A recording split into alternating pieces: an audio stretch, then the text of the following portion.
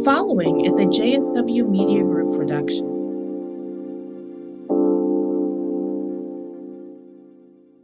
This is the Stylish Vegan Podcast, where we discuss all things food, lifestyle, and culture from a non-judgmental and unapologetic perspective with great people doing great things. I'm your host, Jameka Shamae. Let's get into it. All right, welcome, y'all. This is another episode of the Stylish Vegan Podcast. I am your host, Jameka Shamae, aka the Stylish Vegan. And, I told y'all I took a little bit of time off and now I'm back, and we've been having some great conversations with some great people, and that does not stop today. We have got Dr. Milton Mills in the building. Now, if you don't know who this gentleman is, then you are in for a treat.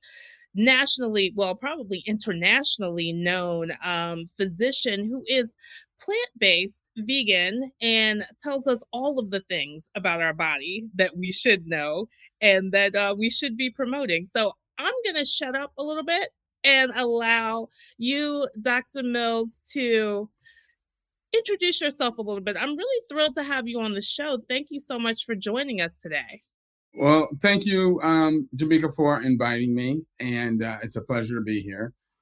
Let's see, what is there to say about me? I practice internal medicine and critical care medicine in the Washington, D.C. metro area, although I grew up in California, in Oakland, actually, San Francisco Bay Area, and did all of my education exclusive of my residency training in California. For undergraduate studies, I went to a state university in the East Bay and majored in, I kind of went in and just for a couple of years, just took a lot of classes that I liked and was interested in. And then I finally organized it into a major that would help direct me towards medicine once I decided I wanted to go into medicine. And I should say that I was always interested in medicine because of my interest in plant-based diets and lifestyle and knowing their importance. But given that I grew up in a, a less affluent section of Oakland, and when I got out of high school, I had to basically work for 4 years to kind of get myself financially stable. And it was at that point that I started actually going to college at night. I was working full-time during the daytime and going to school full-time at night. And I did that for about 2.5 years until I actually decided, well, medicine is what I really needed to do. And then that required me to quit my job and start going to school in the daytime, because the science courses that were part of the pre-med requirements were only offered during the daytime. So at that point, I did exactly that. And when I look back on it, some people would say that was a crazy thing to do, because at that point I had, bills, I had a car, I had apartment, and, so forth. And to just kind of like put all that at risk by saying, you know what, I'm going to quit this job and go for medical school, which was, again, not something that was very common from the neighborhood that I grew up in. But I felt it was what God was leading me to do, so I did it. And actually was able to do very well with my science courses, and then ended up being recruited by Stanford University School of Medicine, in addition to a number of about 5 other medical schools, and did my interview tour and decided that Stanford was definitely the best place for me.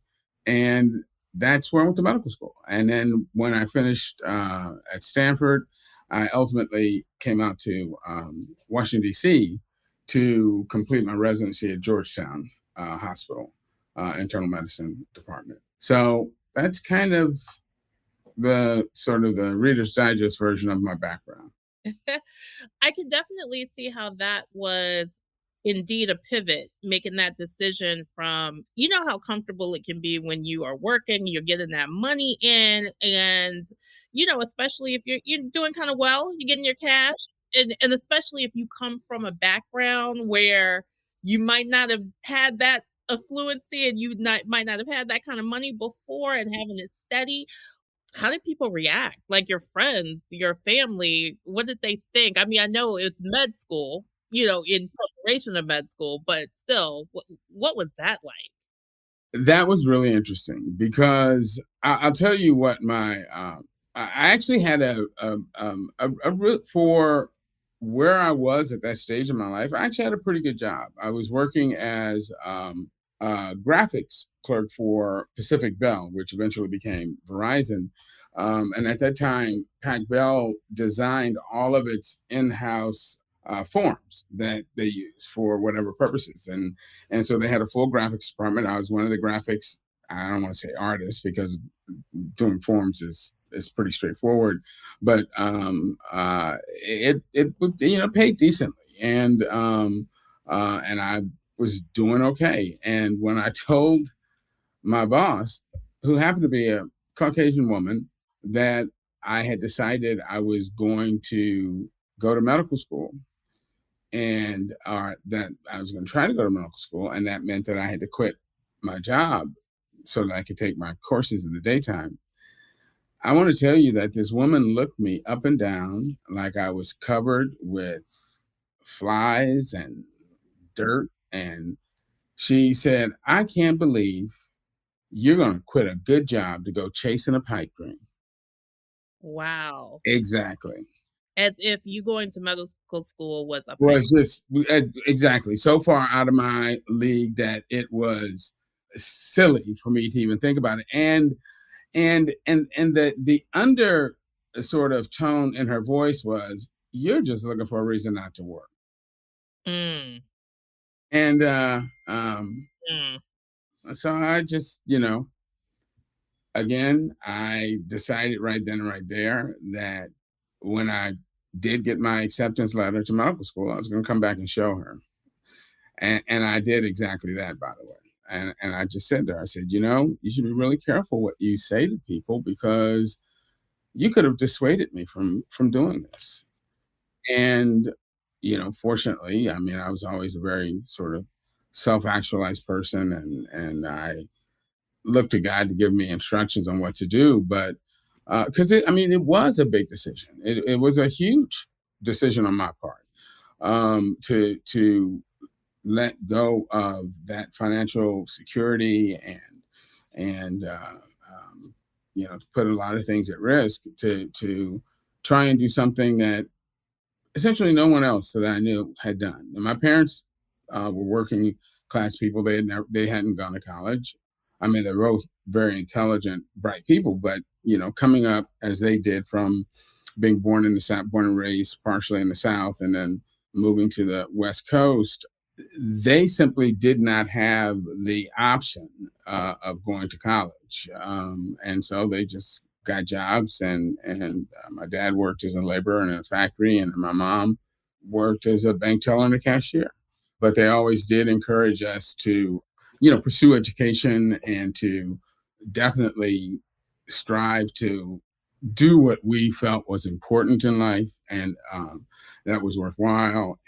And since there was no Google back then, they sacrificed and made sure that we always had encyclopedias in the house and dictionaries. And in fact, my older brother was 4 years older than I was, and so when he started school, I wanted to go to school with him, and my mom was like, "Well, no, you can't. You're too young."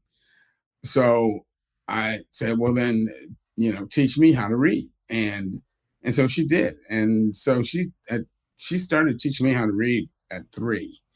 And by the time I started kindergarten, I was actually able to read from the newspaper. I mean, I was just, you know, um, way ahead of most of my classmates. So, my friends that I was hanging out with at the time, it's kind of interesting because what I knew that although that job at that point in my life was giving me a decent salary. I realized that, number one, just from a financial standpoint, 20 years down the road, it wasn't going to be enough. It wasn't going to be enough for the kinds of things that I wanted to accomplish in life. And it also wasn't it wasn't where my heart was. I mean, it was interesting. I mean, I got to be creative to some extent, and use skills to design and execute these forms. But I mean, that was not, you know, really intellectually challenging. And it certainly didn't incorporate my broader interests in science and those sorts of things. So I knew that that was not a place I wanted to stay, either figuratively or literally. And that I definitely wanted to broaden my education so that I'd have more options in life. And interestingly, some of my buddies that I was hanging out with at that time, they kind of watched what I was doing, but they didn't do it themselves. They were kind of like, it's good for you, whatever. Although I do have one really good friend from that time who did actually go on to go to graduate school and got his MBA from Berkeley, and we're still really close friends now. And we both grew up in East Oakland, and we talk a lot about where we came from vis-a-vis where we are now. So I would say that in general, from family and friends, I got support, as in, it's great that you're doing that.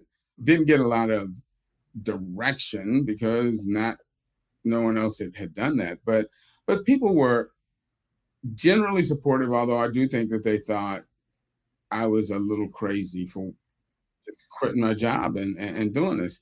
I know the pre-med counselor at Hayward, it was Hayward State where I went to undergraduate school.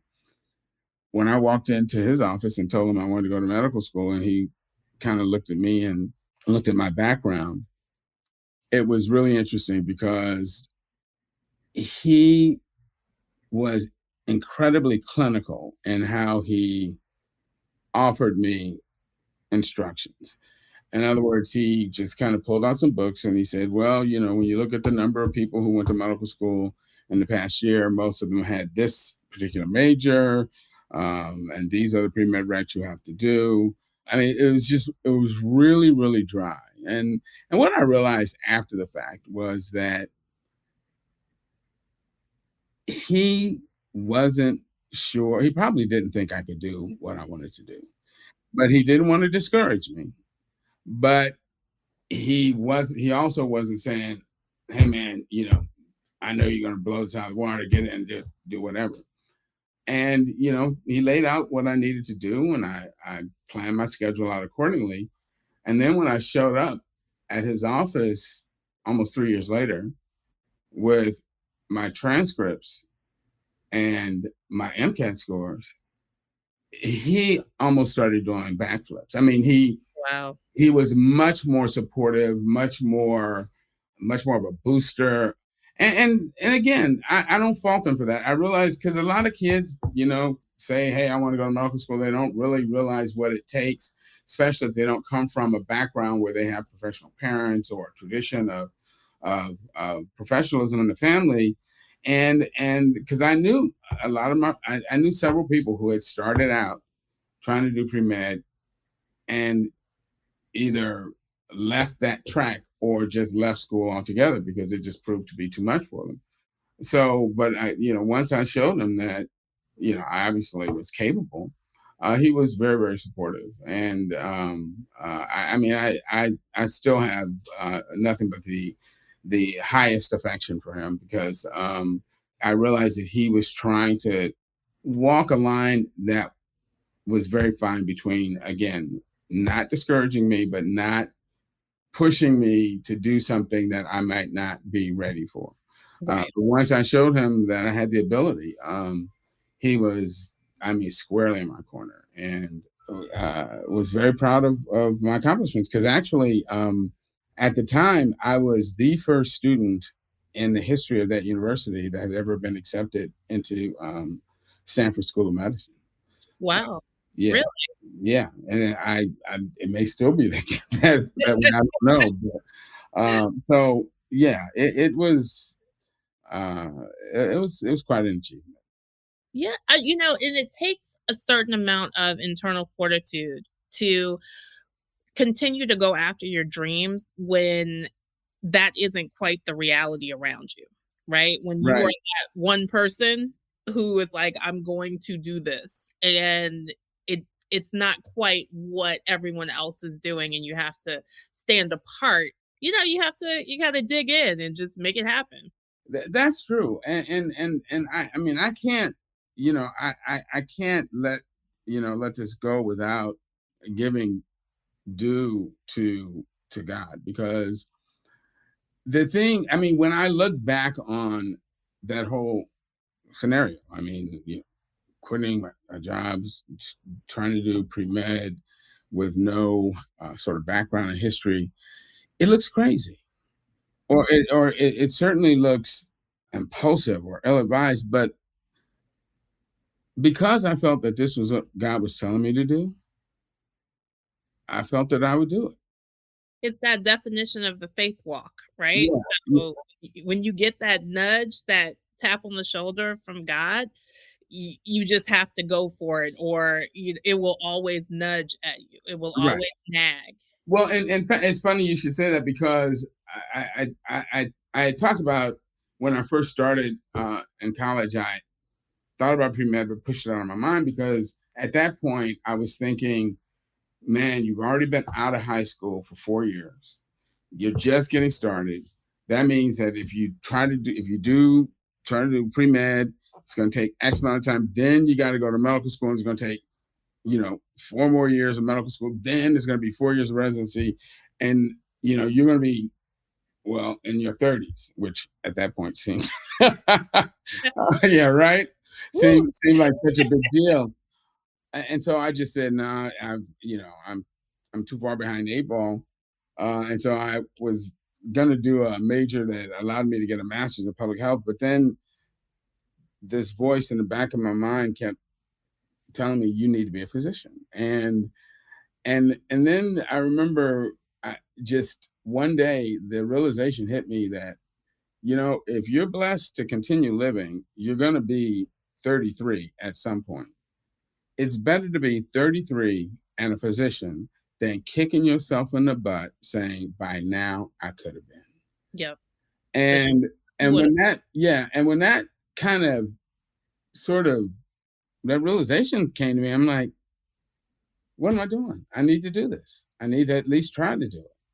And so that's when I made the decision I was going to do it. And I think it did help to be, young and somewhat, when you're young, you kind of just think you can do things, because right, as we get older and more cautious, making those kind of sweeping, life-changing decisions seem much more difficult to do. But I'm thankful to God that he encouraged me and led me in that direction, because it was without question the right choice for me. That's good. That's definitely good to hear, and I think that's good for people to hear, because I don't think there's an age limit on your destiny. It's not, exactly, and that's so important.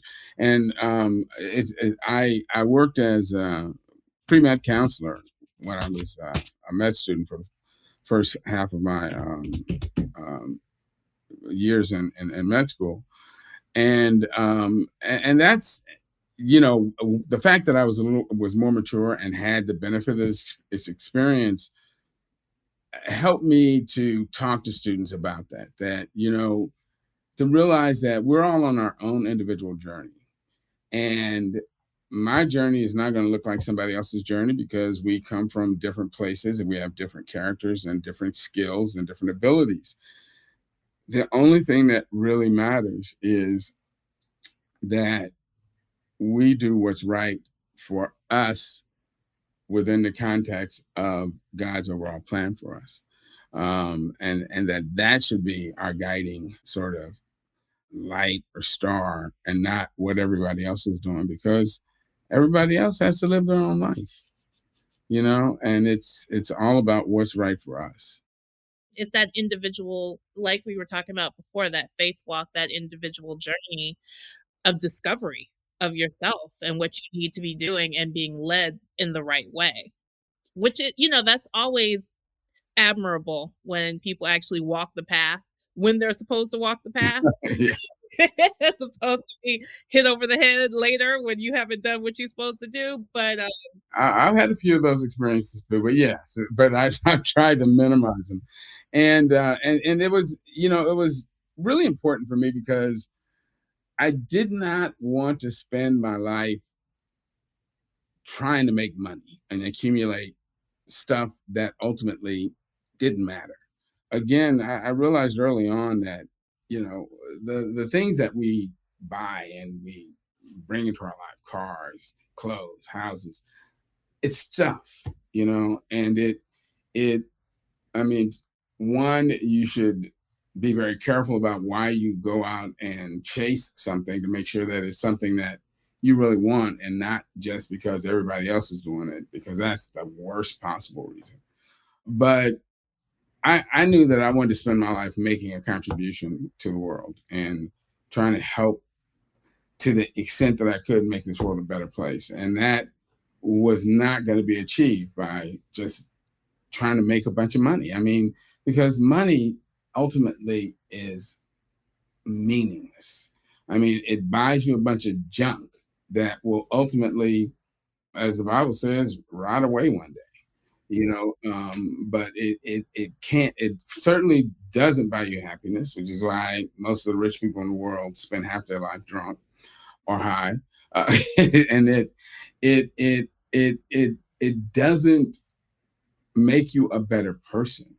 In fact, the sort of the forces tend to push in the opposite direction. So the thing that I really liked about medicine was that it would allow me to make a decent living without having to work at making money. You know what I'm saying? Yeah, I mean, I could focus on my job and try and do a good job, and I would know that I would have enough money to live comfortably, take care of family. I mean, I wouldn't be rich, which I'm still not, which is why I'm probably gonna buy a couple of lottery tickets.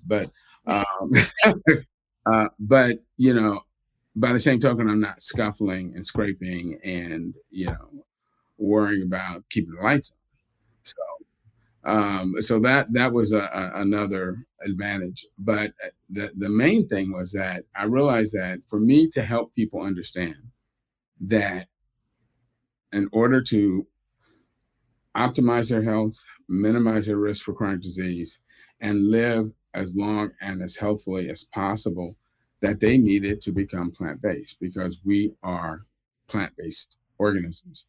That I really did need to be a physician, both so that people would respect what I had to say, but also so that I would have a sophisticated understanding of human health and disease so I could really understand how diet and lifestyle interacted with our physiology and our choices and our life decisions, so that one, we could you know make changes where appropriate to reverse these diseases and avoid them wherever possible. And so that was the other thing that was really kind of interesting, because that was really the reason I went into medicine, because of my interest in plant-based diets. And the kind of classic story you tend to hear from someone who's in medicine is, oh, when I was 12, I was playing baseball and, you know, fell and broke my arm and was in a lot of pain, went to the emergency room. The doctor fixed my arm. And I said, wow, that's what I want to do with my life. I want to fix people. And no, for me, it was all about helping people understand the importance of being plant based, because just far too many people in my family, friends of relatives of friends, and people that I knew were sick or dying young because of preventable diseases. And I really wanted to help people understand that that didn't have to happen, that we didn't have to live in fear that our heart was going to attack us one day, or that our body would just start falling apart and become cancerous if we made different choices and stop letting the larger society dictate what we consider a good diet and good food and what we should eat, because it's just crazy that so much of what people choose to eat is directed by advertising, because these are companies that couldn't care less about our health. They're just trying to get our money, and they will make poison look sexy, attractive, fun, whatever they need to do to get you to spend your dollar. But once they have your dollar, you could drop dead and they couldn't care less. So, we have to care, and we have to make different choices. And like I always try to remind people, none of us asked for ice cream, fried chicken, steak, or any of that in the delivery room. Because when we were born without preferences. Everything that we think we like, somebody taught us to like. And so, just as we were taught to like things that were not necessarily good for us, we can unlearn those habits and learn to like things that are actually for our benefit and that improve our health and that don't damage the planet or hurt other living beings. So, getting back into it, one of my questions I have for you is, how were you introduced to a plant-based lifestyle? Because that seems, you grew up in Oakland, we already talked about the background a little bit. That just seems a little out of the norm. So I would love to hear how that came about. Yeah, and that's really interesting. So growing up, when I was 8 years old, we moved to a house that was across the street from a family where the middle son became like my best friend. We were in the same, actually, we were in the same classroom, same grade. And that family was Seventh day Adventist. Okay. Now, my family wasn't, and I wasn't. But that's when I first got introduced to the idea that some people didn't eat meat. Now they did, but whenever they had functions at the church, like a social or camp out, all the food that they brought was supposed to be plant based food. And then when I was 13, my parents told my brothers and me that they were getting divorced, and this came as a real shock and a real surprise because there wasn't a lot of arguing or acrimony between them, but it was a decision that they made for various reasons. But it hit me, like it felt like my world had exploded. I'm like, how did wow, how did this happen? And so my response to that was to wonder, was my adult life going to be just a random series of painful experiences that I couldn't avoid or prepare for, or was there a way to navigate life so that I could understand, you know, things in a way that would help me minimize these painful experiences and maximize the goodness. And so the first thing I decided I needed to answer for myself was the question of, is God real? Because if God was not real, I didn't want to spend my life in a useless round of ceremony and activity that ultimately meant nothing. But the opposite was equally true, that if in fact God is real, it is absurd to try and live one's life without acknowledging and interacting with him. So I started studying. My dad had me study with a couple people, bishops from his church, and talk to a Catholic priest, and so I talked to a variety of different clergy people, and I would ask questions, and would quickly get to the point where they would say, "Well, you can't ask that question," or "That's not something that you're supposed to know," and or they would tell me things that just made no sense to me, and then again, when I would question them about it, it was like, "Well, you can't, you just have to accept it." And I just knew sort of in my soul that that wasn't right. And I remember thinking, why would God give me a mind and an intellect and then tell me not to use it? That makes no sense. So I finally decided, you know what? I'm gonna stop talking to these people that are telling me all this weirdness because they didn't even seem to understand the Bible very much or very well themselves, quite frankly. And I said, well, okay, God, this is what I'm gonna do. I'm gonna read the Bible and I'm gonna talk to you. And if you're real, you ought to be able to help me understand what your word means. And so that's what I did. And this is a whole nother conversation, but I quickly became aware that God was real because he started talking back to me. And he started talking back to me in a way that it was clear that I wasn't imagining this, I wasn't talking to myself.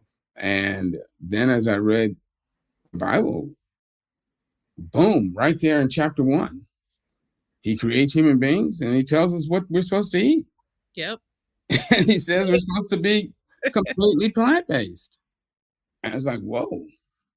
And first of all, it made so much sense because if you create something, obviously you want it to be healthy and function right. So you're going to tell, it's just like when you buy a car, we get an owner's manual. You buy a refrigerator, they give you a manual on how to run it and how to take care of it. Now, mind you, even though I realize that, yes, that is what God created us to be, I still didn't think I could live without meat. And ultimately, from my study of the Bible, talking to God, I decided I was led to become a Seventh-day Adventist and to join the Seventh-day Adventist Church, both because of not only their view on diet, but also their teaching of the seventh-day Sabbath, which is what the Bible says we should be worshiping on and all of that. But anyway, the church encourages its members to become plant-based, but it doesn't require. But what they do require is that you have to stop eating what are called unclean meats, like pork, shellfish, things like that, catfish, and so forth.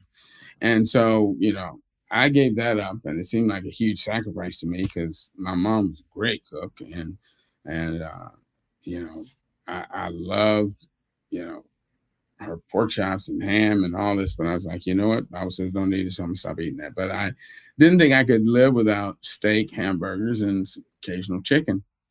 And then about a year and a half after I had joined the church, I was struggling with some personal issues.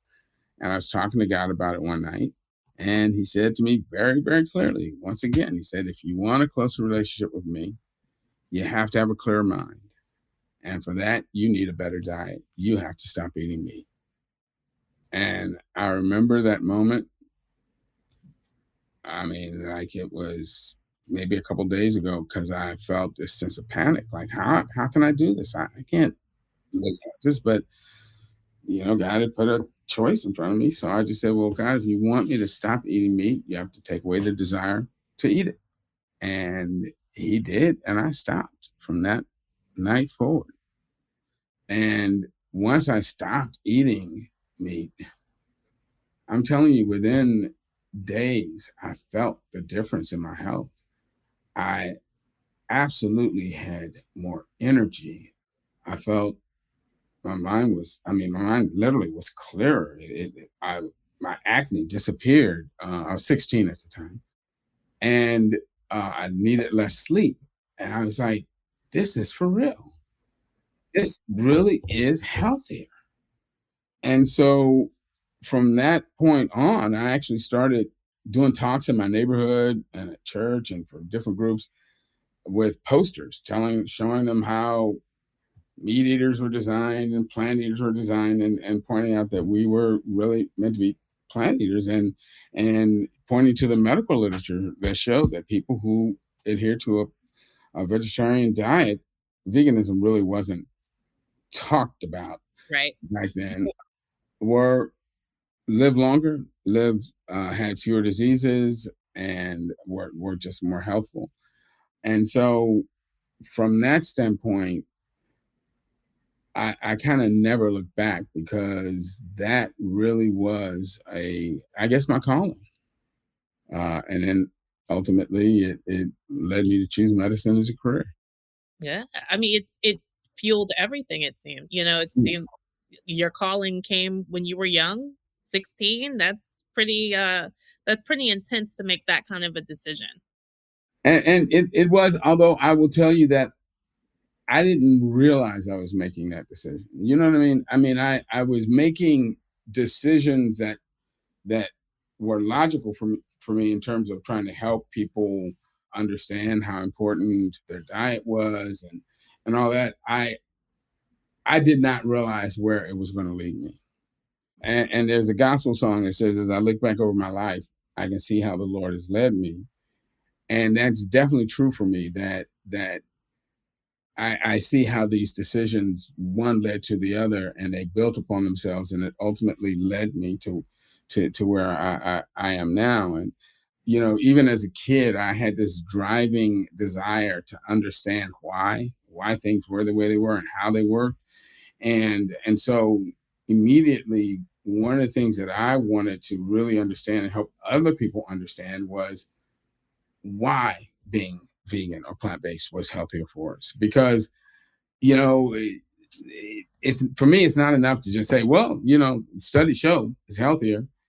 And and I saw people doing that a lot. That, okay, well, they said it's healthier, or even the Bible says it, that we should do it, but why? There are reasons. There's science that helps us understand how and why this type of diet improves our health and helps us be more functional and lowers our risk for disease. And so that was, I guess, always my driving force and goal within the plant-based movement has been to help people understand that we are truly plant-based organisms, and that is why when we adhere to that diet, it is so much better for us. And so that's where my lectures come from, are humans designed to eat meat, and looking at the psychology of how we make food choices, and talking about protein and how it interacts with our bodies and what type of protein is good for us. Because when you really understand those things, it's like, duh, yeah, this. I mean, you know what I'm saying? It this makes sense. And I think that when people really do understand how and why something is good for them and is better for them, it's hard to ignore that information, and it's hard to, I mean, even if you don't make change immediately, it's going to always be there in the back of your mind saying, man, you're hurting yourself doing this, and pushing you to make a better choice. And then when you finally do make that choice and embrace that lifestyle, then it's just so life affirming in and of itself. What do you say to the folks who the general, I could never give up meat. I don't know how to do that. Mhm. I don't feel welcomed into veganism. All of the things, all of those types of folks. Well, first of all, I absolutely remember that feeling of, I can't live without this. So I know that. I know. And but once I did give it up, what I realized was it was just an addiction. That I was as addicted to eating meat as somebody might be to smoking cigarettes or doing heroin or some other drug.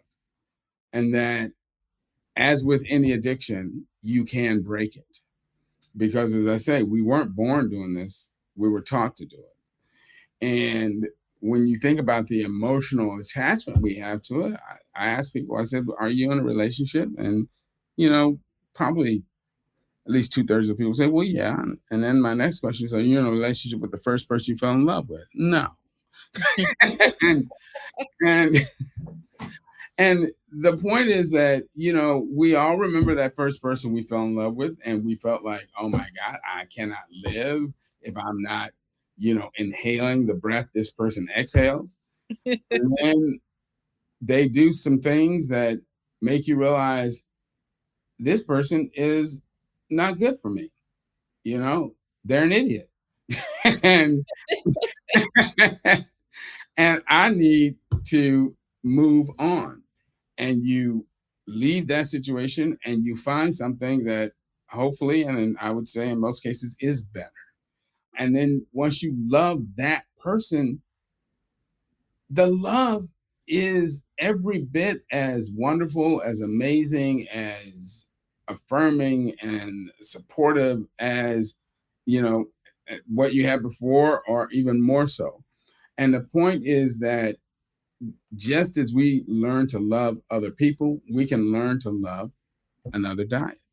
Because, I mean, I'm telling you, I look back in horror at the fact that I spent 16 years putting dead, rotting animal tissue in my body. It's disgusting.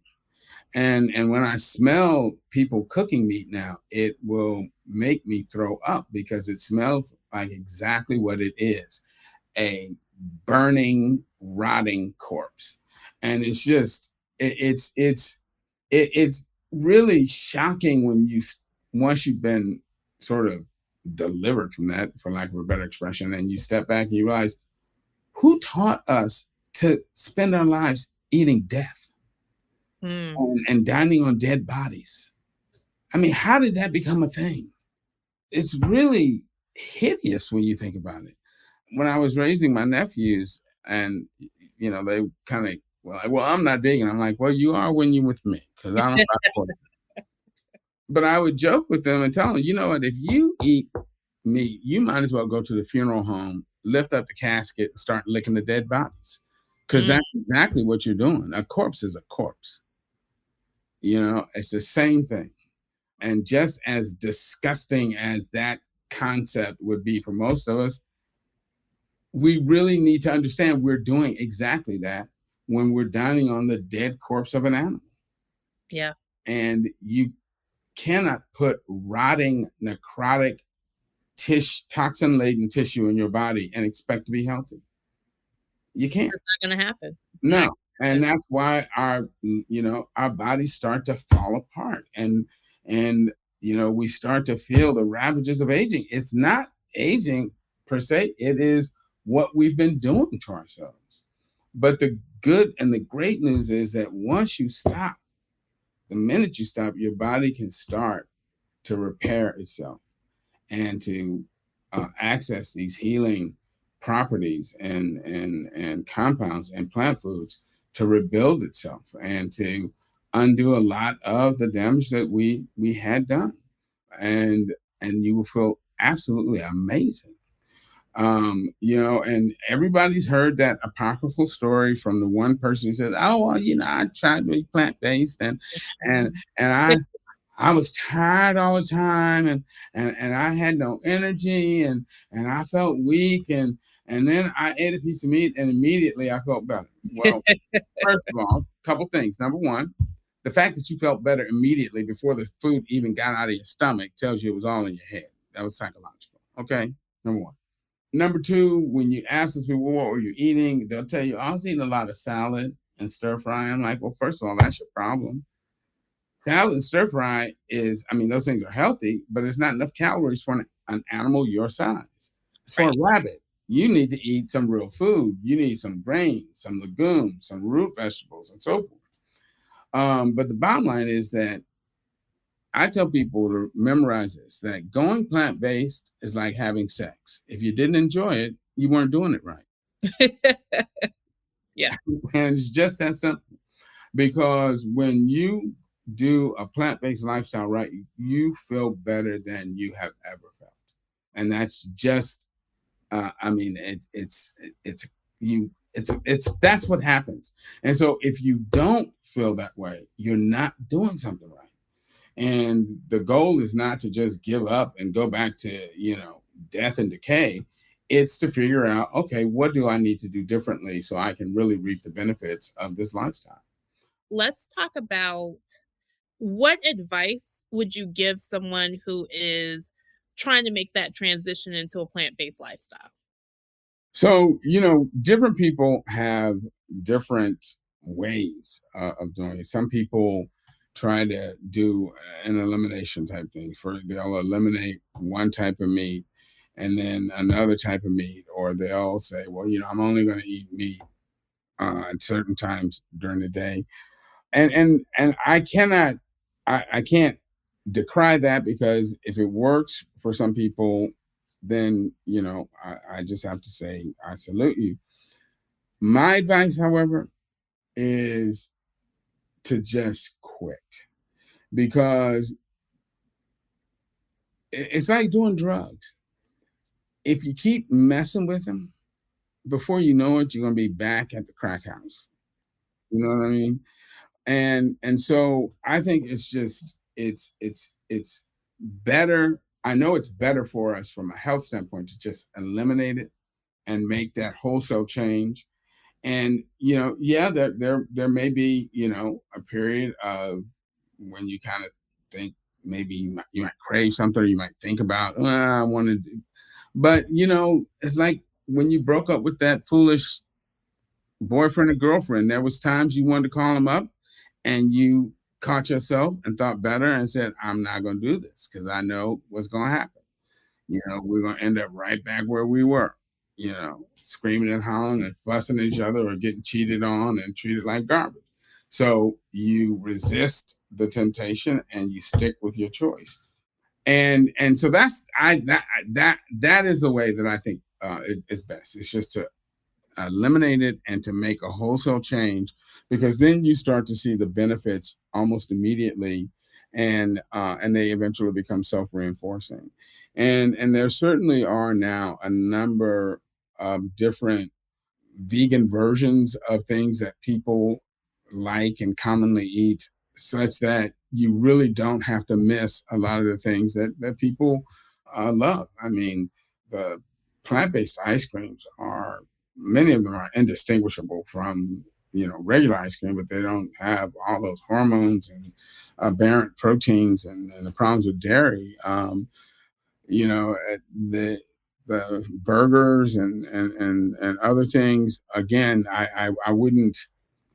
I don't think that these are things that we need to build our entire diet around, but I think that you can use them to help you transition and to learn to live a more plant-based lifestyle, and then gradually adopt more a more fully whole food plant-based diet. Um, but I would just encourage people to educate themselves, to read up on why and how being plant-based is so much healthier for us, to also understand how animal food creates disease within us, because that's especially important for our community. Because, for instance, prostate cancer is a pandemic amongst Black men right now. Prostate cancer, we have a 70% higher incidence of prostate cancer than Caucasian men. And once a Black man is diagnosed with prostate cancer, statistically, he is more than twice as likely to die from it, because we get very aggressive forms of this disease. And number one risk factor for developing prostate cancer is consuming dairy, cheese, milk, yogurt, those kinds of things. Eggs consumption also markedly increases the risk that prostate cancer will start to metastasize and spread throughout the body.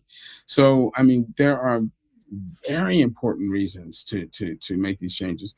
Breast cancer is more prevalent, more lethal in Black women than it is in Caucasian women, and we know that the hormones that are in dairy are a major cause of that, as well as the protein. So, and equally importantly, traditional West African diets did not contain dairy. Dairy consumption is a post-colonization practice.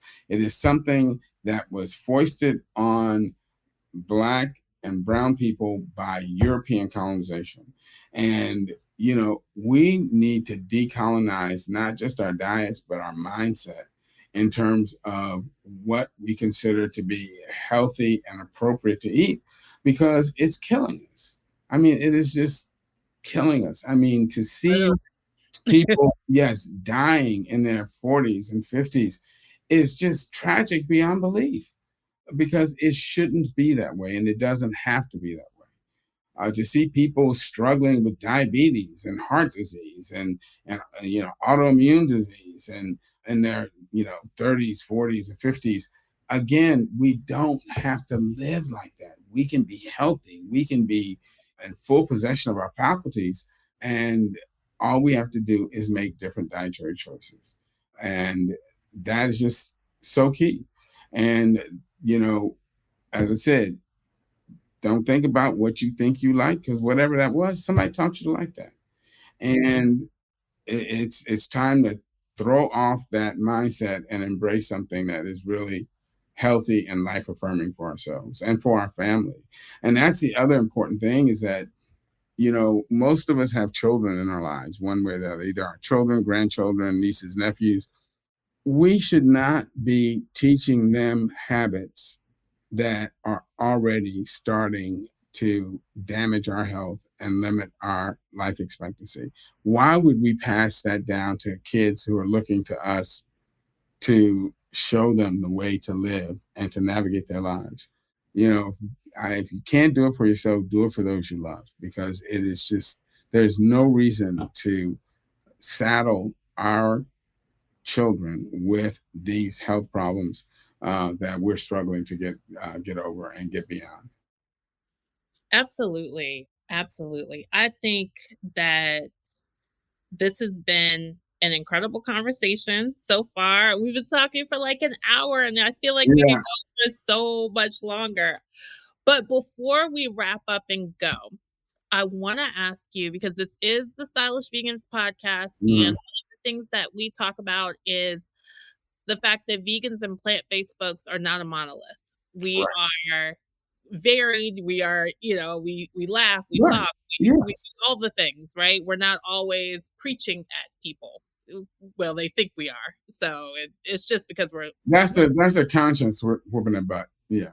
yeah, exactly. It's not us, it's you. It's not me, it's you. But um tell the people something about you that isn't readily available online or from past interviews, just something that someone just doesn't really know about you Wow. that you feel comfortable sharing now. Like we Sure. don't have. No, no, no. I know. Yeah, I'm just trying to think. I guess I dabbled in writing music with some of my friends growing up who were very musically talented. And we actually did several pieces that were performed, around Oakland at church and at school and things like that. So that's one thing. That's a good one. That's a good one. Yeah, and I love outdoors things. I love to hike, to camp, to travel. Yeah, and I love nature. So yeah, those are some things. Those are some things. Those are good things. See, Yes. you have humanized the conversation even more. I like it. This is good. Well, Dr. Mills, this has been incredible. This has been a pleasure. Please let everybody know how they can reach you. So they can reach me. Well, first, my website, which contains a ton of good information for everyone, is Dr. Milton Mills, plantbasednation.com. Sounds kind of long, but it's really straightforward. Dr. Milton Mills, plantbasednation.com. And if they want to shoot me an email, they can send it to, well, there's a couple different places. Probably the best email would be miltonmills741@yahoo.com. Okay. And are you on social media at all? Oh, yes, yes, yes. How can I not how can I forget that? I am on Facebook. My Facebook persona is Milton Renee Mills. Milton, Rene Mills, no MD. And my avatar is a suit and a hat with no face. Tell people I'm incognito. Perfect. I'm gonna have to use that from time to time. I will credit you for it, though. I will credit you. Yes. All right. That is awesome. Well, thank you so much. I feel like we're gonna have to do a part two eventually. So, Sure. I may be knocking on your door soon for Okay. for another interview, but this has been great. And thank you so much for joining us. Thank you for asking me. Thank you. Thanks, y'all, for joining us for another episode of The Stylish Vegan. Make sure that you follow Dr. Milton Mills and get all that good information, y'all. Until next time.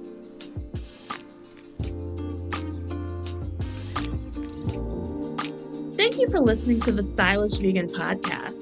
If you liked what you heard today, we'd love your support. You can share, subscribe, and like us on all social media at stylish_vegan. Want to sponsor or be a guest? Go ahead and slide into our DMs on Instagram. Until next time.